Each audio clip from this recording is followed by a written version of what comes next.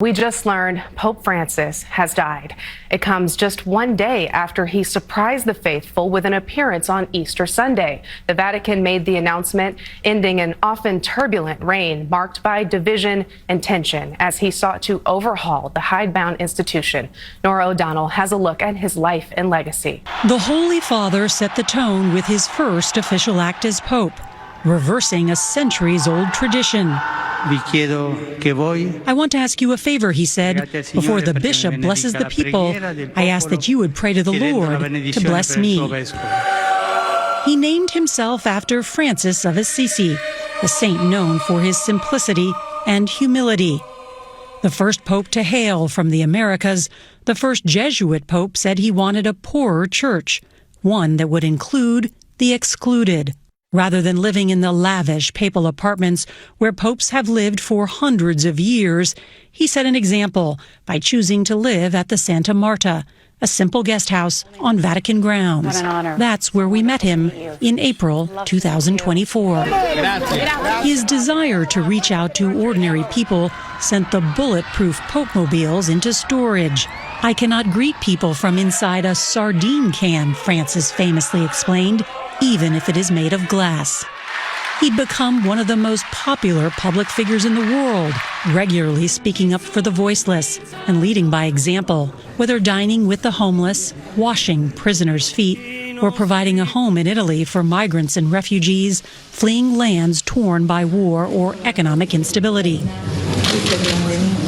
He was a tireless advocate for the rights of migrants, even taking the rare step of delving into a nation's politics when he criticized the Trump administration's plans to deport millions, saying it violated human dignity.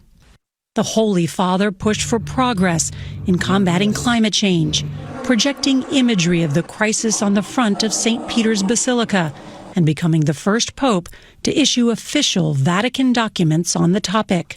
He reformed the Curia, the central administration of the Church, appointing lay men and women to run Vatican offices, positions historically reserved for cardinals and bishops. During the coronavirus lockdown, he continued to give his public prayers, the People's Pope in St. Peter's Square, with no people. Francis made a daring first-ever papal trip to Iraq, despite immense security risks. In the last years of his life, nearly every appearance included prayers for peace in both Gaza and Ukraine. Can you help negotiate peace? Rezo mucho por la paz. What I can do is pray. I pray a lot for peace, and also to suggest, please stop, negotiate. A bad deal is always better than an ugly defeat, is it not? Over time, his papacy began to be defined by a topic he did not choose, the wave of clerical sex abuse scandals that stretched to the very highest levels of the Church. He was accused at first of being tone-deaf in his slow response to the crisis. But then, in 2019, the Pope made sweeping changes to allow for greater accountability and transparency. Francis abolished the top-level confidentiality of pontifical secret. You have said zero tolerance. No hay que tolerar. It cannot be tolerated. Cuando hay un caso de When there is a case of a religious man or woman who abuses, the full force of the law falls upon them. In this, there has been a great deal of progress. A few weeks after we interviewed Francis, it was reported that he used a homophobic slur in 2 private meetings. But in his more than a decade as Pope, he voiced support for bringing the LGBTQ community into the Church.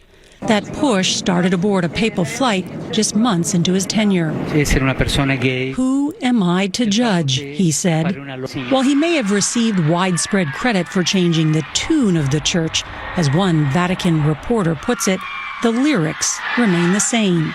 Despite drawing fire from Church conservatives for being too liberal, he reaffirmed Church doctrine opposing gay marriage, but allowed those in a same-sex union to be blessed. The Catholic rules for pretty much everything from birth control to ordaining women were unchanged. Hailing from South America, Pope Francis's simple style was a product of his humble beginnings. Jorge Mario Bergoglio was born in 1936 in Buenos Aires to an immigrant Italian railway worker and a housewife. As a young man, he lost part of a lung to an infection, worked at menial jobs, and studied chemistry. Ordained at the late age of 32, he made visiting slums and caring for the poor of Buenos Aires a fixture of his ministry. Francis claimed he only brought a small bag to the conclave that elected him because he expected to be going back home to Argentina. Instead, he became one of the oldest popes in history, having traveled to more than 60 countries and keeping a busy schedule until the final days of his life. But he wasn't immune to health issues, using a wheelchair since 2022 and spending weeks in the hospital in 2023.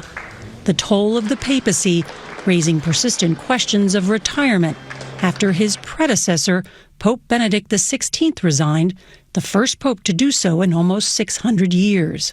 So you have no plans to resign or retire? I know you don't like this question. No, diga, sí. Not at all. Ask all you want. It has never occurred to me. When you look at the world, what gives you hope?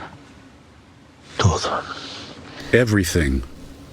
Uno ve tragedias. You see tragedies, Pero ve but you also see so many beautiful tantas things. cosas lindas.